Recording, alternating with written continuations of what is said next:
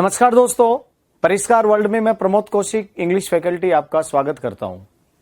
तो आज दोस्तों हम आपके लिए एक बहुत ही अच्छा उपयोगी एक क्वेश्चन पेपर लेकर आए हैं। आई मीन मॉडल पेपर, जो उन अभ्यर्थियों के लिए है जो हाई कोर्ट की एग्जाम में अपियर हो रहे हैं।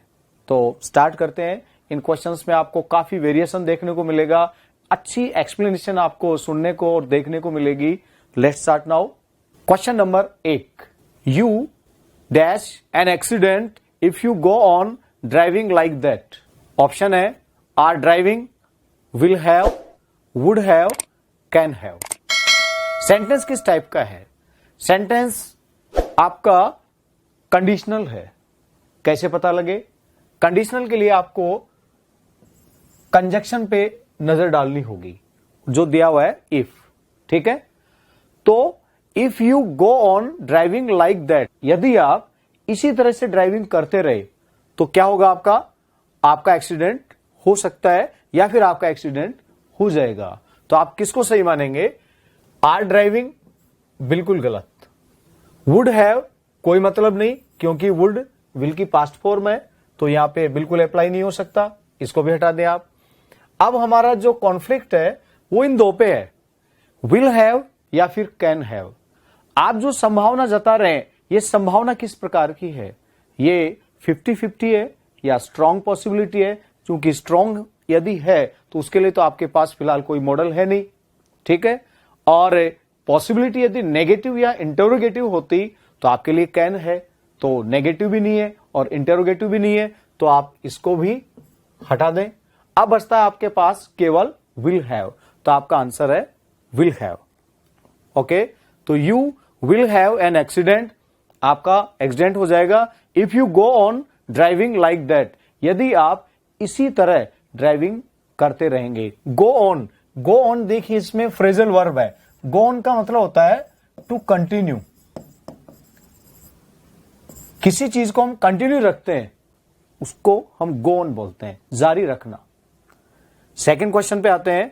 The phone dash while I was having a bath, ये नाउन है दोस्तों, और जो वर्ब होती है वो होती है बैथ, BATHE।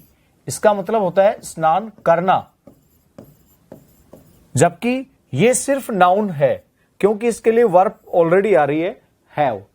तो क्वेश्चन आपका किस तरह का है? The phone dash while I was having a bath, जब मैं स्नान कर रहा था तभी फोन, अब देखो, बज रहा था या फिर बजा या फिर बजता है। चार ऑप्शन आपके पास। रिंग्स, तो रिंग्स तो बिल्कुल नहीं आएगा क्योंकि पास्ट का सेंटेंस है, तो इसको हटा दें आप। वाज रिंगिंग और रैंग, इन पे आप विचार करेंगे।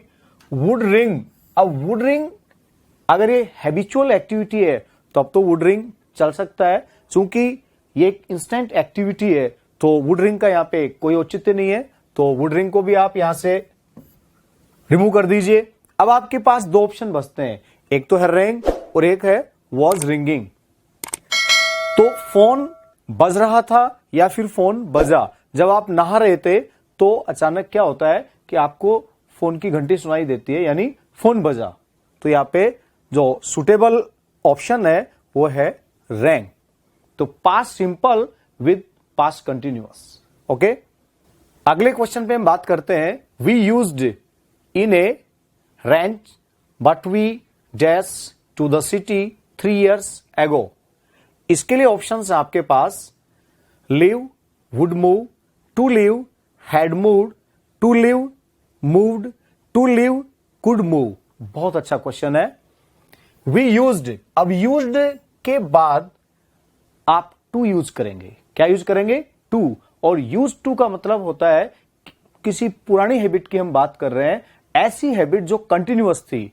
तो वी यूज्ड टू, तो यूज्ड के बाद टू आ जाएगा, लेकिन टू तो 3 ऑप्शन में आ रहा है, तो अब हमें क्या करना चाहिए? We used live, would move, इसको तो आप पूरी तरह से कंप्लीटली हटा दें।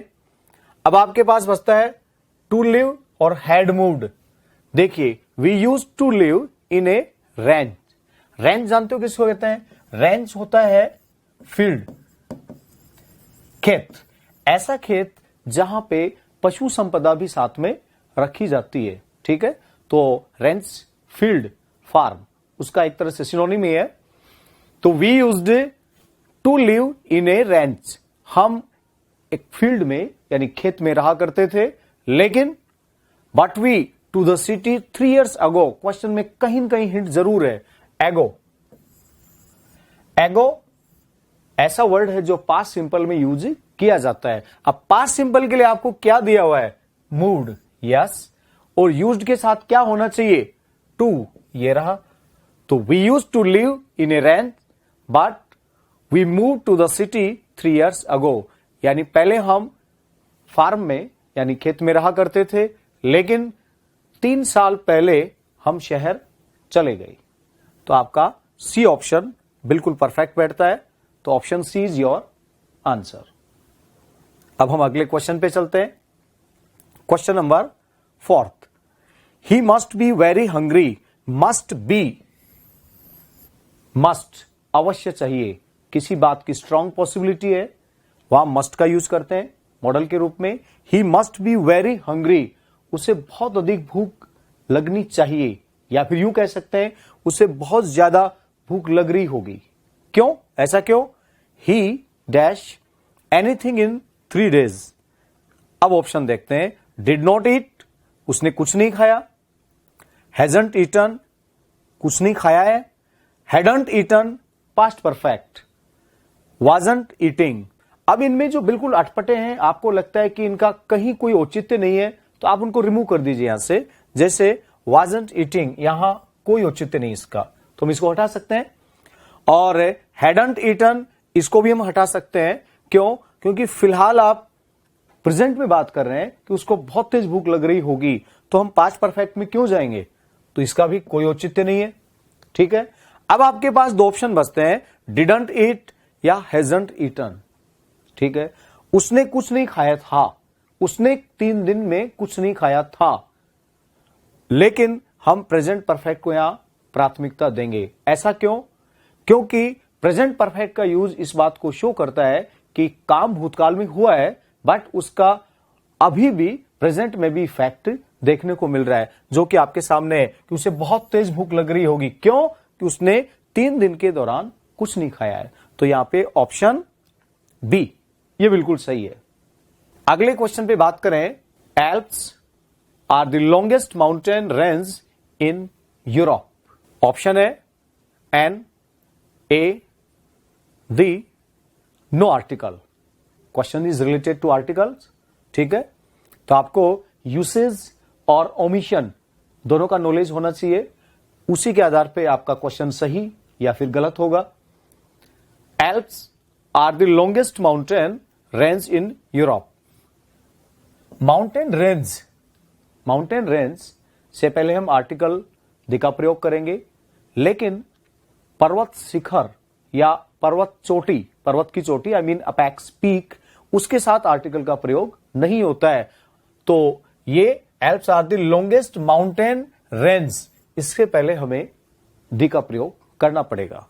Yes, option C is correct here. अगले क्वेश्चन पे आते हैं। Exercise he is writing is very easy. Exercise he is writing is very easy. Option है, वही आर्टिकल का क्वेश्चन है, an, the, a, no article. कौन सी एक्सरसाइज जो वह लिख रहा है? कौन सी एक्सरसाइज जो वह लिख रहा है? इट मीन्स क्या हम एक एक्सरसाइज की बात कर रहे हैं, या फिर are we talking about a particular exercise here? हम एक पर्टिकुलर एक्सरसाइज की बात कर रहे हैं। क्यों? कि वो एक्सरसाइज जो वह लिख रहा है इज वेरी इजी। हमें इस बात का पता कैसे लगा? क्योंकि इसके बारे में आपको आगे दिया हुआ है कि वो बहुत सरल है। तो हम एन का प्रयोग करें या फिर दी का प्रयोग करें? एन का प्रयोग हम बिल्कुल नहीं करेंगे, हम पर्टिकुलर उस एक्सरसाइज की बात कर रहे हैं जो बहुत सरल है। तो आपका जो द आर्टिकल है वो बिल्कुल सही है यहां पे, और ऑप्शन बी। ओके। अगर एक क्वेश्चन ऐसे होता कि आपके लिए एक एक्सरसाइज है, इसे सोल्व कीजिए, there is an exercise for you, please solve it, फिर हम एन का प्रयोग कर सकते हैं, बट यहां नहीं करेंगे। Next, mount Everest is in Himalayas. Okay, बहुत अच्छा क्वेश्चन है। भी वही आर्टिकल का है। Mount Everest, peak of mountain, peak of mountain, पर्वत चोटी, उसके साथ हम आर्टिकल का प्रयोग नहीं करते हैं, ठीक है। तो cross I mean zero article, और हिमालयाज, इससे पहले हम दे आर्टिकल लगाएंगे, बिल्कुल लगाएंगे। पर्वत से पहले तो आर्टिकल का प्रयोग होता ही है, तो option B is correct here. आपका सेंटेंस हो गया mount Everest is in the Himalayas, okay. And now next question, Manisha is taller of two girls. Option है, वही आर्टिकल का क्वेश्चन है, मनीषा इज टॉलर। देखिए आप, कंपैरेटिव डिग्री है, इधर टू क्या है, टू एडजेक्टिव है। कौन सा एडजेक्टिव है, न्यूमरल एडजेक्टिव, और न्यूमरल में कौन सा है, कार्डिनल। ऑर्डिनल वो होते हैं जो क्रमबद्धता का बोध कराते हैं, सीक्वेंस का, first second third last next, इस तरह के वर्ड्स। लेकिन यहां देखिए हमें दो जगह आर्टिकल अप्लाई करना है, एक तो कंपैरेटिव डिग्री से पहले और एक हमें कार्डिनल से पहले, ओके। तो क्रॉस और दी बिल्कुल नहीं हो सकता, इसको तो आप हटाएं। और कंपैरेटिव डिग्री के साथ यदि दो में से एक, रूल क्या कह रहा है, यदि दो में से आप एक की बात कर रहे हैं, ठीक है, या फिर यूं कहे दो में से आप एक को हाईलाइट कर रहे हैं, तो आप किसका प्रयोग करेंगे, द आर्टिकल का। तो यहां तो द आ जाएगा, ओके, और यहां भी द आएगा। तो आपका आंसर है option B, Manisha is the taller of the two girls. अगला क्वेश्चन है question number 9, who can count the stars in the sky. Yes, who can count the stars in the sky. आसमान में सितारों को कौन काउंट कर सकता है। क्वेश्चन कैसा है देखिए, ओके, बाय हुम दे रखा है, तो इसका मतलब जाहिर है कि एक्टिव टू पैसिव का क्वेश्चन है। कई बार आपको इंस्ट्रक्शन मिले नहीं मिले, दोनों स्थितियां हो सकती है, आपको स्वयं को अपने आप को तैयार रखना होगा। By whom can the stars in the sky be counted. Yes, ये क्वेश्चन कैसा है, ये आपका क्वेश्चन है एक्टिव टू पैसिव का, और इसमें इंटेरोगेटिव सेंटेंस है जो WH वर्ड से शुरू हो रहा है, ओके। तो हु किस में चेंज होता है, बाय हुम में, लेकिन यहां तो सारे ऑप्शन बाय हुम के, तो हमें सिलेक्ट तो करना पड़ेगा। तो बाय होम, और बाय होम के तत्काल बाद क्या होना चाहिए, हेल्पिंग वर्ब, बिल्कुल। तो बाय होम कैन यहां है, तो ये तो यहां भी है, हर जगह है। देन अब क्या किया जाए, कैन का कुड होता है क्या, बिल्कुल नहीं होता है। जब डायरेक्ट टू इनडायरेक्ट करेंगे हम, आई मीन डायरेक्ट स्पीच से इनडायरेक्ट स्पीच में, तब कैन का कुड, विल का वुड होता है, या ऐसा कुछ नहीं होता है। अगर सेंटेंस में मॉडल दिया हुआ है तो आपको बी का प्रयोग करना है। किसका प्रयोग करना है, बी का, और कैन यहां पे मॉडल है, ठीक है। तो बाय होम कैन, अब यहां पे ऑब्जेक्ट आ गया द स्टार्स, ठीक है। By whom can the stars in the sky be counted. ये ऑप्शन आपका बिल्कुल सही है, क्योंकि बाकी ऑप्शन में तो गड़बड़ है। कैसे, by whom can be stars in the sky counted, यहां पे द नहीं दिया हुआ, देखो क्वेश्चन में है जबकि।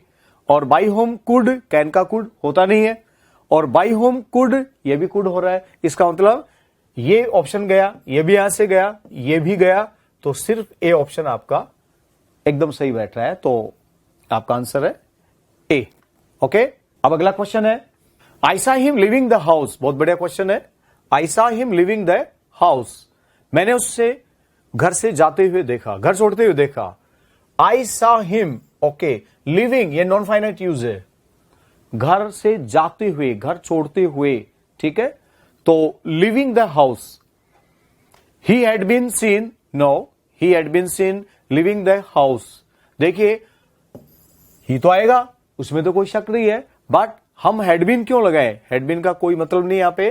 तो ऑब्जेक्ट आपका है हिम, ठीक है, हिम, तो हिम का हम ही बना देंगे, क्योंकि ऑब्जेक्ट का सब्जेक्ट बनता है। पैसिव वॉइस में क्या होता है, एकदम उल्टा ही तो होता है। तो ही तो बन गया इसका, ही, और सा आई मीन पास्ट सिंपल है, तो पास्ट सिंपल हो तो आपको वाज वर्ब का प्रयोग करना होगा। तो ही वाज, तो ही वाज यहां है, तो ही वाज यहां भी है। अब क्या करें, ही was scene, he was scene, he was scene, okay, यहां तक है। अब बात यह आती है कि इससे आगे क्या किया जाए। तो ही वॉज सीन, अब टू बी लिविंग यहां पे दिया हुआ है, टू बी लिविंग, बी यहां पे क्यों आएगा, क्या मतलब है बी का, क्या यहां पे कोई मॉडल दिया हुआ है, मॉडल तो कहीं नहीं है, इसका मतलब बी यहां नहीं आ सकता। तो ही वॉज सीन, ओके, ही, सा के हिसाब से आपका was verb हो गया तो was आ गया, he was seen, लिविंग अपनी जगह आ गया तो ही वॉज सीन लिविंग। इसको हम छेड़ नहीं सकते, ये नॉन फाइनाइट यूज है, इसको हम बिल्कुल नहीं छेड़ेंगे और मतलब भी नहीं है क्योंकि वर्ब की थर्ड फॉर्म आपने कर दी है। तो he was seen leaving the house, और आई का मी हो गया, बाई लग के एजेंट आ गया, आई मीन डूअर। तो he was seen leaving the house by me. Option D, yes, option D is correct here. और वैसे भी पैसिव बनाए तो इसका पैटर्न बिल्कुल सीधा चलता है। क्या? सबसे पहले आपका आता है, सबसे पहले ऑब्जेक्ट, फिर हेल्पिंग वर्ब, फिर वर्ब की थर्ड फॉर्म, फिर बाई, और लास्ट में सब्जेक्ट इन ऑब्जेक्टिव फॉर्म। इसी पैटर्न को हमने बिल्कुल फॉलो किया है। ठीक है, तो आगे बढ़ते हैं। अगला क्वेश्चन है, Saket said to me I have no time for you. Saket ने मुझसे बोला कि मेरे पास तुम्हारे लिए वक्त नहीं है। Okay, said to me question किसका है? डायरेक्ट से इनडायरेक्ट स्पीच। आपको डायरेक्ट स्पीच दिया हुआ है जिसको इनडायरेक्ट स्पीच में कन्वर्ट करना है। दो पार्ट है, ये रिपोर्टिंग वर्ब है, ओके, ये पार्ट आपका रिपोर्टेड स्पीच है। डन। अब सेंटेंस किस टाइप का है? सेंटेंस है पास्ट सिंपल का। सेड टू को हम टोल्ड में बदलते हैं। ठीक है, वर्ब संबंधी चेंज होगा, प्रोनाउन संबंधी चेंज होगा, और टाइम और डिस्टेंस से संबंधित यदि कोई वर्ड्स दे रखे हैं तो उनमें भी चेंज होगा। और ये काम कब होता है? ये तब होता है जब आपको रिपोर्टिंग वर्ब पास्ट में दे रखी है। ठीक है, तो रिपोर्टिंग वर्ब पास्ट में है आपके पास। ऑप्शन देखें पहले। Saket told me that I had no time for him. Saket told me that I had, तो आई को तो हमने चेंज ही नहीं किया, जबकि आई को चेंज करना था। क्यों? क्योंकि फर्स्ट पर्सन कैसे बदलता है? First person according to subject. Subject कौन सा? रिपोर्टिंग वर्ब का। और जो सेकंड पर्सन है यू, वो बदलता है according to object, I mean listener के अकॉर्डिंग। और जो थर्ड पर्सन है उसमें नो चेंज, कोई चेंज नहीं होता है। तो आपको ये चेंज ध्यान में रखते हुए इसे सोल्व करना होगा। साकेत सेड टू मी, तो साकेत टोल्ड मी, तो साकेत सेड टू का तो टोल्ड हो गया, ओके। और कंजक्शन क्या लग गया? दोनों को जोड़ने के लिए दैट लग गया। ठीक है, आई को बदलेंगे हम तो ही हो जाएगा, और हैव को बदलेंगे तो हैव का हेड हो जाएगा। ठीक है, और यू को बदलेंगे, यू सेकंड पर्सन मैंने अभी बोला था, यू ऑब्जेक्ट के अकॉर्डिंग बदलता है। और ऑब्जेक्ट कौन है यहां? ऑब्जेक्ट है मी, क्योंकि वर्ब के बाद यही आ रहा है जो लिसनर है, सुनने वाला है। तो आपका जो सॉल्यूशन है वो किस तरह से होगा? साकेत टोल्ड मी, साकेत टोल्ड मी। ठीक है, दैट, ओके, आई का ही हो गया, ठीक है, हैव का हेड हो गया, नो टाइम फॉर यू का क्या हुआ? यस, मी हो गया यू का, बिल्कुल, क्योंकि यू सेकंड पर्सन है और इसके अकॉर्डिंग जो मी है ये आ गया यहां पे। तो Saket told me that he had no time for me. Yes, B option आपका बिल्कुल सही रिप्लाई है। अब हम आगे बढ़ते हैं। The principal told me don't conduct any test tomorrow. Principal ने मुझसे बोला कल कोई टेस्ट कंडक्ट मत करना, कोई भी टेस्ट का आयोजन मत कर लेना। ठीक है, तो ये भी डायरेक्ट इनडायरेक्ट स्पीच है, इंपेरेटिव सेंटेंस है जिसमें क्लियरली ऑर्डर है। तो देखते हैं, ऑर्डर तो लगभग सभी में लिखा हुआ है, यहां भी ऑर्डर है, यहां भी ऑर्डर है और यहां भी ऑर्डर है, तो खाली ऑर्डर से पार नहीं पड़ेगी, हमें और भी चीजों में जाना होगा। The principal ordered me, okay. अब कनेक्टिव के रूप में हम किसका यूज करें? यस, कनेक्टिव के रूप में देखो यहां पे टू का यूज होता है। ठीक है, और ऑर्डर किस प्रकार का है? ऑर्डर एक प्रोहिबिशन में है, निषेधाज्ञा है कि आपको ऐसा नहीं करना है। तो the principal told me, the principal ordered me, okay. Don't, तो डोंट तो हट गया, नॉट रह गया यहां पे, नॉट। और यहां आपको ये जो है कंडक्ट एनी टेस्ट टुमारो, अब इसमें हमें चेंज करना है। और इन दोनों को, चूंकि रिपोर्टिंग वर्ब और रिपोर्टेड स्पीच दोनों के बीच में कनेक्टिविटी क्रिएट करने के लिए आपको कंजक्शन भी चाहिए। तो कंजक्शन इसमें टू लगता है, ये लग गया। The principal ordered me not to, ठीक है। द प्रिंसिपल आस्क्ड मी, कोई दिक्कत नहीं, इसको तो हटाओ यहां से। तो the principal ordered me not to वहां भी आ रहा है, कंडक्ट यहां भी है, एनी टेस्ट यहां भी है। तो यहां तो देखो दोनों में समानता है, कोई दिक्कत नहीं है। The principal ordered me not to conduct any test, यहां तक तो दोनों में बिल्कुल समानता है। अब चेंज कहां हुआ? लास्ट में देखो चेंज हुआ यहां, ये टुमारो यूं का ही दे दिया, टुमारो ऐसे कैसे दे रखा है, जबकि इस ऑप्शन में देखिए आप ध्यान से, टुमारो का द नेक्स्ट डे हो गया, it means this is perfect. आपका आंसर है डी। यस, आपका आंसर है डी। ऐसा कैसे हुआ? आराम से हो गया, बहुत इजीली हो गया, क्योंकि इसकी कुछ चीजें वो आपको याद रहनी चाहिए, जैसे today, that day, this, that, these, those, now, then, tomorrow, next day, yesterday, the previous day. तो ऐसे कुछ चेंजेस हैं जो टाइम और डिस्टेंस वाले वर्ड्स हैं, ये हमें क्लियरली पता होना चाहिए, हमें याद होना चाहिए। अगर आपको याद है, यू कैन डू। यस, आगे बढ़े। 13, you dash touch these naked wires. ये जो नंगे तार हैं, इनको आपको क्या छूना चाहिए? नहीं छूना चाहिए।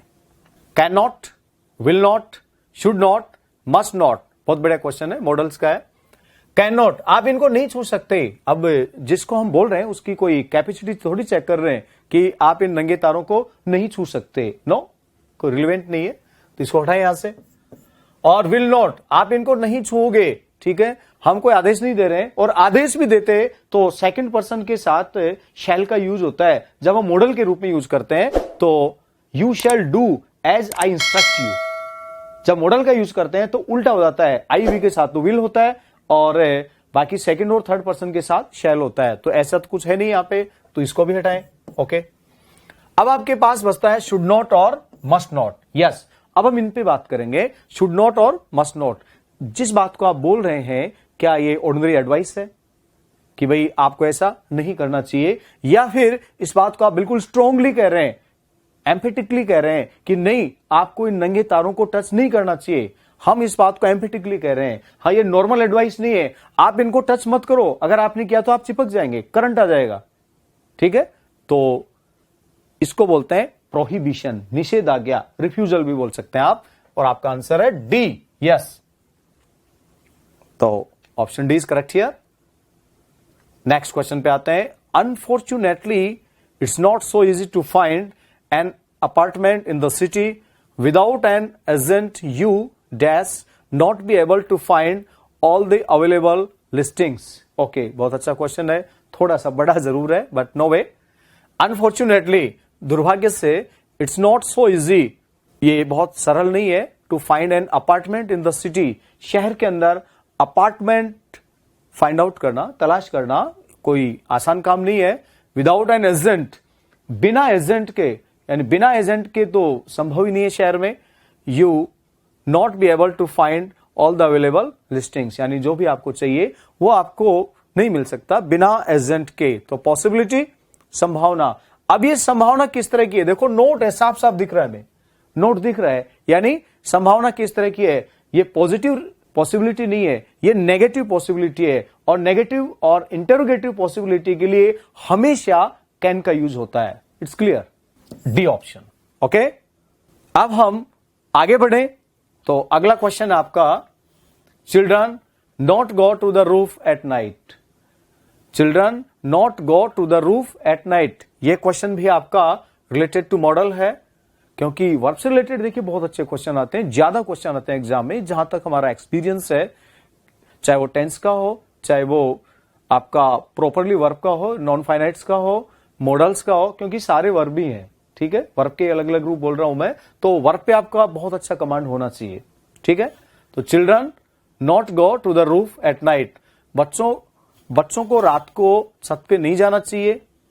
ऐसा तो कुछ है ही नहीं यहाँ पे, क्योंकि शुड का तो प्रयोग कहीं नहीं हो रहा है, न मस्ट का हो रहा, तो इस पे तो बात करना बेकार है। हाँ, कैन को जोड़ के एक बार देखते हैं अपन। बच्चे रात को छत पे नहीं जा सकते, क्यों नहीं जा सकते? जा सकते हैं। इसका मतलब क्या हम उनको एडवाइस कर रहे हैं, या फिर क्या हम उनको परमिट आज्ञा दे रहे हैं, या फिर हम संभावना जता रहे हैं? नहीं, इनमें से कुछ भी नहीं है। इसका मतलब आप कैन को हटा दें। मे भी ऐसा ही है, क्योंकि आप उनका जो सामर्थ्य है उसको चेक नहीं कर रहे हैं, आप ये दर्शा रहे हैं कि बच्चों में रात के अंदर या रात के दौरान छत पे जाने की हिम्मत नहीं है, लैक ऑफ करेज। यस, क्योंकि नोट साफ साफ दिख रहा है हमें, नॉट। और डेयर नॉट का मतलब होता है लैक ऑफ करेज, साहस नहीं होना, साहस की कमी होना।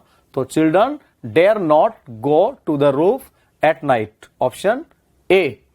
देखिए यूज टू, नीड नॉट और डेयर नॉट, ये सेमी या मार्जिनल मॉडल्स कहलाते हैं इंग्लिश में, ठीक है, क्योंकि ये मैन वर्ब का भी काम करते हैं और मॉडल्स का भी काम करते हैं। और इनके बाद हमेशा बेयर इन्फिनिटिव यूज होती है वर्ब विदाउट टू। तो सारी बातें एकदम उपयुक्त है यहां पे, डेयर नॉट गो, ठीक है। अगले क्वेश्चन पे आते हैं। स्पीक स्लोली, धीरे बोलें, लेस्ट you dash awake the child. धीरे बोलें, कहीं ऐसा ना हो कि आप इस बच्चे को जगा दें या भी जग जाए। देखिए लेस्ट जो होता है, लेस्ट का पेयर बनता है हमेशा शुड से, और ये किसी चीज की जो आशंका होती है उसको व्यक्त करने के लिए काम में लिया जाता है। लेस्ट शुड, कहीं ऐसा न हो, तो should is absolutely correct here. धीरे बोलें, कहीं ऐसा न हो कि बच्चा जग जाए। अगला क्वेश्चन है, you dash work hard if you are willing to get good marks in annual examination. Okay, should, will, must, none of these. बहुत बड़ा क्वेश्चन है।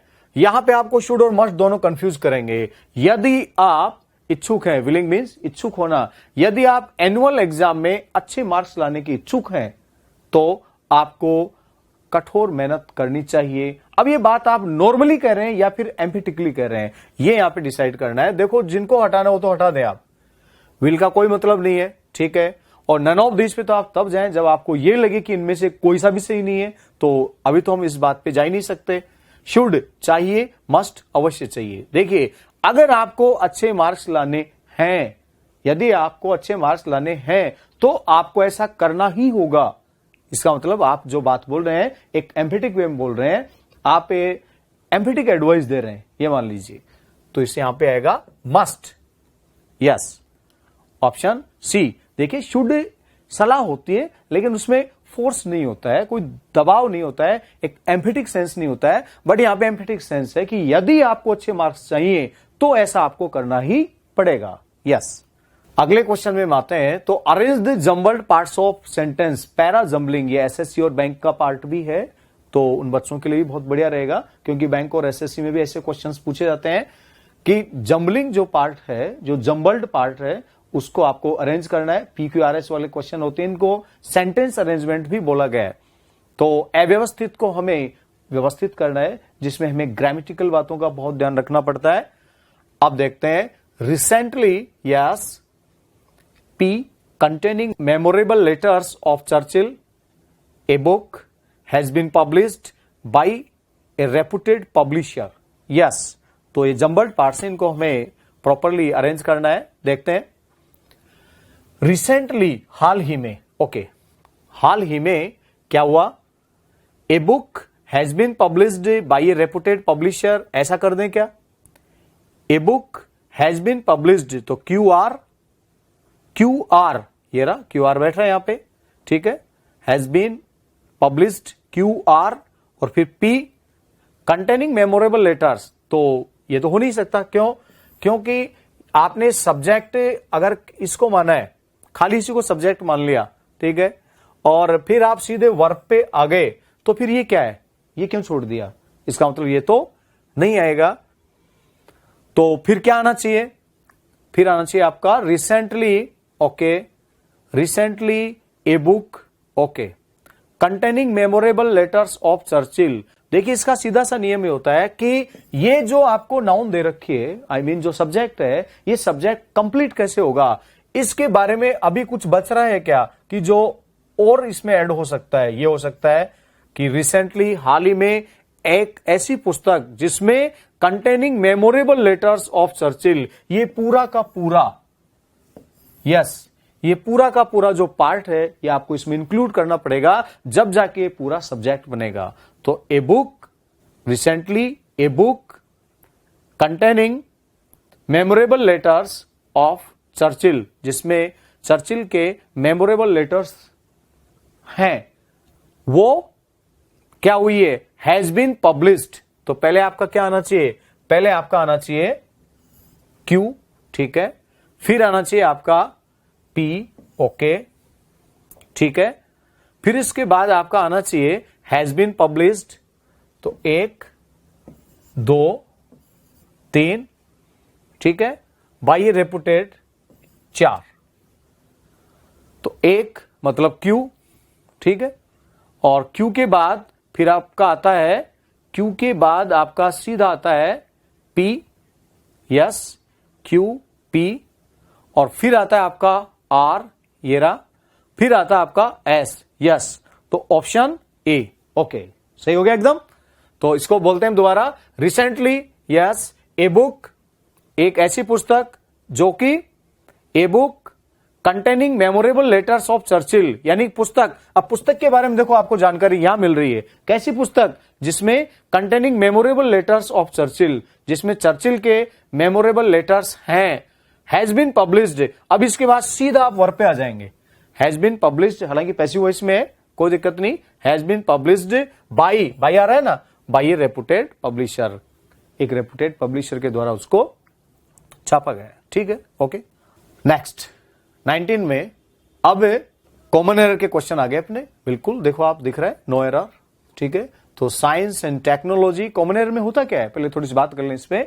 कॉमन एरर के क्वेश्चन में आपको 4 पार्ट मिलेंगे, ए, बी, सी, डी। यस, ग्रामेटिकली आपको लगता है किस पार्ट में कि भाई इसमें एरर है, जिस पार्ट में आपको लगता है कि भाई इसमें एरर है, अब लगेगा ऐसे नहीं, ग्रामेटिकल कमांड होना चाहिए अपना।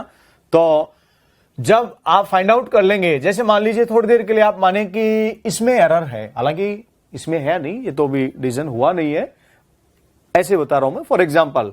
तो इसमें मान लीजिए आपको लगे कि ये एरर है, तो ये पार्ट कौन सा है, ये पार्ट है आपका सी। तो आप जो सी है उसके यू ऐसे गोला कर देंगे। ठीक है, करेक्शन आपको कुछ नहीं करना है, आपको खैर खाली एरर को फाइंड आउट करना है, तलाश करना है कि भाई यहां पे एरर है, इस पार्ट में एरर है, तो वो आपका आंसर है। सही आपको आना चाहिए, ये गलत बात है, आपको खाली एरर फाइंड आउट करनी है। ओके, अगर आपको लगे कि नहीं कोई एरर नहीं है, तो एक और ऑप्शन है, उस पर भी नजर डालें आप, चौथा, fourth option, I mean D, no error, फिर आप डी के गोला लगा देंगे। ठीक है, अब देखते हैं science and technology and their fallouts, परिणाम। Do not complete human culture. Science and technology, science और टेक्नोलॉजी, ये एक्चुअल में ये कंपाउंड नाउन हो गई कि विज्ञान और तकनीकी, अलग अलग नहीं है, एक ही है, विज्ञान और तकनीकी।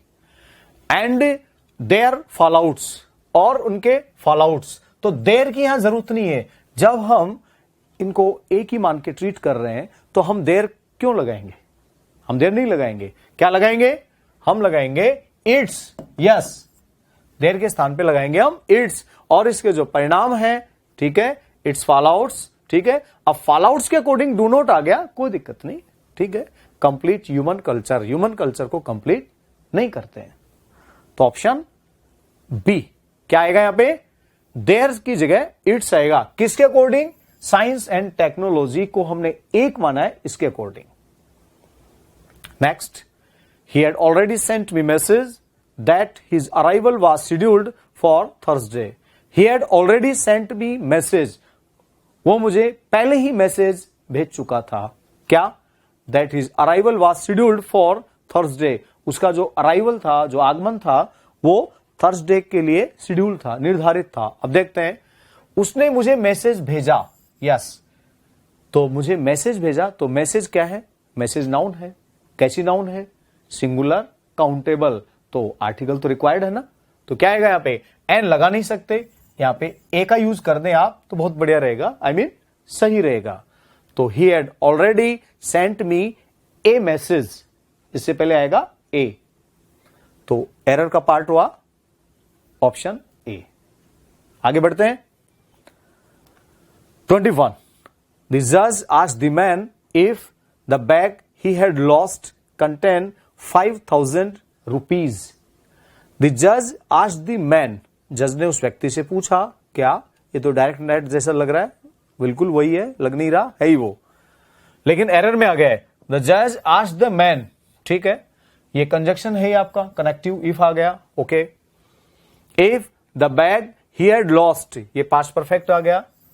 The bag he had lost, जो बैग वो खो चुका था, यानी उसका गुम हो चुका था, कंटेन 500 रुपीज, उसमें कितने थे, 5,000 रुपए थे। ठीक है, उससे पूछा कि उसमें 5,000 रुपए थे क्या। अब देखिए आप, यहां पे गलती क्या हुई, if the bag he had lost, यहां तो पास्ट परफेक्ट आ रहा है, ओके, लेकिन कंटेन क्यों आ गया अचानक, कंटेन तो होना ही नहीं चाहिए यहां पे, क्यों, कंटेन तो फर्स्ट फॉर्म है और आपकी जो पूरी स्क्रिप्ट है, आई मीन जो पूरा सेंटेंस है वो पास्ट में चल रहा है और कंटेंट प्रेजेंट में है, तो कंटेंट का अगर हम कंटेंट कर दें तो सही हो जाएगा। तो कंटेंट यहां पे गलत है और इसमें आप ईडी जोड़ दें तो कंटेंट अब ये सही हो जाएगा। ठीक है, तो आपने एरर फाइंड आउट कर ली, जोड़ना कुछ नहीं है, खाली सॉल्यूशन बता रहा हूं मैं। एग्जाम में आपको जोड़ना कुछ नहीं है, खाली आपको तो गोला करना है कि हमें ये एरर मिली है। तो ऑप्शन सी कंटेंट का कंटेंट होगा। Okay, next. अब हम आगे बढ़ते हैं, थोड़ा वोकैब से रिलेटेड क्वेश्चंस पे बात कर लेते हैं। आउट ऑफ द 4 अल्टरनेटिव्स, 4 आपके पास अल्टरनेटिव्स हैं, विकल्प हैं, और आपको करना क्या है, choose the one which can be substituted for the given sentence. Choose the one, yes, आपको एक को चूज करना है, which can be substituted. Substitute यानी विकल्प, जो विकल्प हो सकता है फॉर द गिवन सेंटेंसेज, जो सेंटेंस दे रखे हैं उनका विकल्प हो सकता है। तो क्या है ये है आपका one word substitute. Yes, person who Yeats too much, ऐसा व्यक्ति जो बहुत ज्यादा खाता है। पे टू, यस, उसको क्या बोलेंगे आप, उसके लिए आपको एक वर्ड चाहिए, वो आपका आंसर होगा। तो ऐसा वर्ड क्या है देखते हैं। कैनिबल, नो, कैनिबल तो वो होता है क्या, कैनिबल होता है जो मैन ईटर। यस, नरभक्षी उसको बोलते हैं, ये मैन ईटर होता है भाई दोस्तों। क्या होता है, मैन ईटर, ये नरभक्षी होता है, मनुष्य के मांस का भक्षण करने वाला। और ओबीस, ओबीस वो होता है जो वेरी फैट, जो बहुत मोटा है। ठीक है, यानी बीमारी का घर है मान लीजिए आप। ठीक है, तो बहुत ज्यादा जो मोटा है, स्थूल काया, उसको बोलते हैं ओबीस। और ग्लटन, ग्लटन और कार्निवोरस आपके सामने 2 बच रहे हैं, ये तो वैसे आउट हो गए, इनका तो कोई मतलब नहीं है। और ग्लटन, ग्लटन आपका सही है, ग्लटन का मतलब होता है पेटू। यस, पेटू, इसके लिए एक वर्ड और होता है एपिक्योर, एपिक्योर और होता है जिसका मतलब भी होता है पेटू, बहुत ज्यादा खाने वाला। तो आपका answer B, yes, B answer है। कार्निवोरस और बताता हूं मैं, कार्निवोरस वो होता है जो मांसाहारी है, जो मांसाहारी होता है, नॉन वेजिटेरियन, उसको बोलते हैं हम कार्निवोरस, और इसका एंटोनिम होता है हर्बीवोरस। यस, वो शाकाहारी होता है। सारी वर्ड्स पे बात हो गई है और आपका जो आंसर है वो है ग्लटन, अर्थात पेटू, जो बहुत ज्यादा खाना खाता है। यस, आगे बढ़ते हैं, अगले क्वेश्चन पे बात करते हैं। An animal that lives in groups, एक ऐसा जानवर, यानी वो जानवर जो समूह में रहता है। यस, उसको क्या बोलेंगे, हॉर्ड या फेस्टिडियस, गलीबल, ग्रेगेरियस। यस, बहुत अच्छे अच्छे ऑप्शन है इसमें। होर्ड, होर्ड क्या होता है, होर्ड वर्ब भी है, संग्रह करना, इकट्ठा करना। और होर्ड एक स्टोर, ऐसा स्टोर जिसमें धन भी है, खाने पीने की चीजें भी रखी हुई हैं और बाकी सामान भी रखा हुआ है, उसे होर्ड बोलते हैं। ठीक है, और जो फेस्टिडियस होता है, फेस्टिडियस, फेस्टिडियस आप ऐसे व्यक्तियों कह सकते हैं जो बहुत डिमांडिंग है, जो डिमांडिंग पर्सन है, या फिर एक साइनिकल व्यक्ति है, उसको भी कह सकते हैं तुनक मिजाज, यानी ऐसा व्यक्ति हु इज नेवर सेटिस्फाइड, जो कभी संतुष्ट होता ही नहीं है, उसको हम फेस्टिडियस बोलते हैं। क्या बोलते हैं, फेस्टिडियस। तो फेस्टिडियस कोई मतलब नहीं है, तो ये भी आपका आंसर तो नहीं है। होर्ड ये भी नहीं है। ओके, अब इधर आए तो आपका है गलीबल।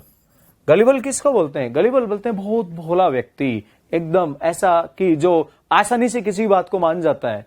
ठीक है, तो आप इसे बोल सकते हैं one who easily believe any person. तो सीधा सरल भोला व्यक्ति वो गलीबल होता है। तो इसको क्रेडुलस भी कहते हैं, एक वर्ड और होता है इसके लिए, क्रेडुलस। यस, क्रेडुलस भी होता है। तो क्रेडुलस भी भोला सीधा सरल व्यक्ति उसको बोलते हैं, लेकिन आंसर ये भी नहीं है।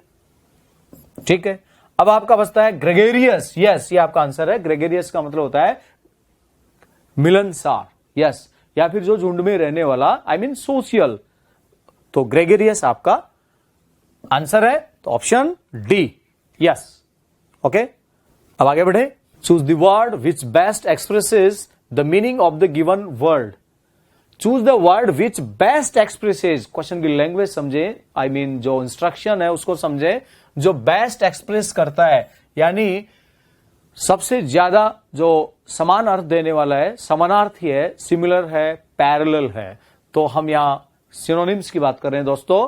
तो choose the word which best expresses the meaning of the given word. So नीचे जो शब्द आपको दे रखा है, जो भी आपको स्क्रीन पे दिखाई देने वाला है, उसका सबसे अधिक समानार्थी यानी सबसे ज्यादा उससे मैच करने वाला वर्ड कौन सा है, हमें उस पर बात करनी है। बात क्या करनी है, वो आपका आंसर है।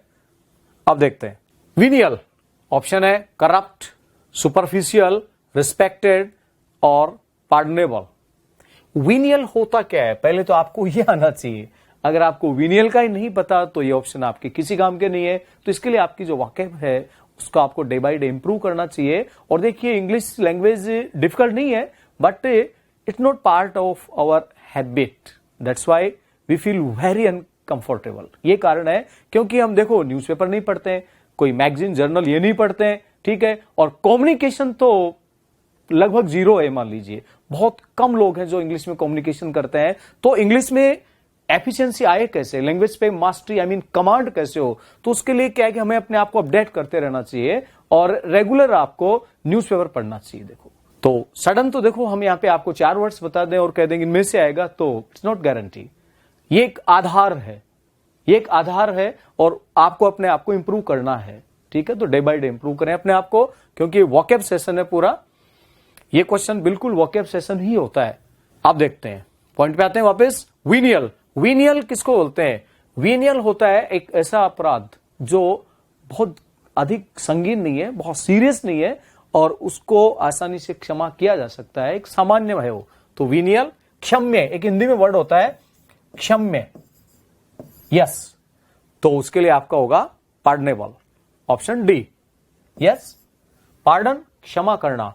और पार्डन में हमने जोड़ा एबल, एबल, एबल यहां पे प्रत्यय है, सफिक्स जिसको हम बोलते हैं। पार्डनेबल जैसे comfort, comfortable, break, breakable, reach, reachable, approach, approachable, like that, pardonable. तो जिसको क्षमा किया जा सके, क्षमा करने योग्य, तो ऑप्शन डी। बाकी तो करप्ट तो भ्रष्ट से होता है, भ्रष्ट या भ्रष्ट करना।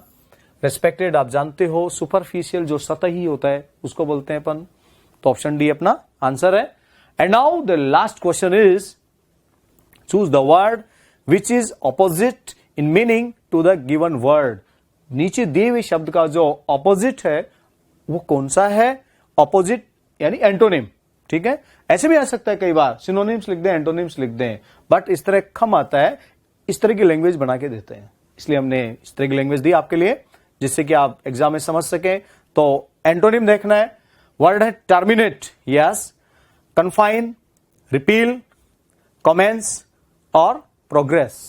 टर्मिनेट किसको बोलते हैं? टर्मिनेट का मतलब होता है समाप्त होना या समाप्त करना, ठीक है। टर्मिनेट, टर्मिनेशन, टर्मिनेटर से बनने वाले शब्द हैं। तो टर्मिनेट, तो कन्फाइन तो होता है किसी छोटी सी जगह में अपने आप को कन्फाइन कर लेना, सीमित कर लेना, कैद कर लेना, तो कन्फाइन तो आ नहीं सकता यहां पे, ठीक है। और रिपील क्या होता है? रिपील वो होता है कि एक लीगली कैंसिलेशन है, किसी भी कानून का एक लीगली कैंसिलेशन है, ठीक है, उसको रद्द करना है, वो रिपील होता है, तो ये भी नहीं हो सकता। और प्रोग्रेस, प्रोग्रेस प्रगति करना है, तो इसका कोई मतलब नहीं। हां, कमेंस ये होगा, कमेंस, कमेंस का मतलब होता है शुरुआत करना, और टर्मिनेट होता है खत्म करना या फिर खत्म होना, समाप्त करना भी होता है, समाप्त होना भी है। तो कमेंस क्या है? शुरुआत करना, कमेंस, स्टार्ट, इनिशिएट बोल सकते हो आप इसको, जिसे इनिशियल बनता है। तो कमेंस, शुरू करना, ये आपका आंसर हो गया, ऑप्शन सी, यस। ठीक है दोस्तों, तो ये हमारा एक छोटा सा प्रयास था, आप तक कुछ क्वेश्चंस हमने पहुंचाए हैं जिनको प्रॉपरली हमने अच्छा एक्सप्लेन भी किया है हमारे अकॉर्डिंग। आई होप आपको बहुत अच्छा समझ में आएगा। तो thanks for listening me attentively, धन्यवाद।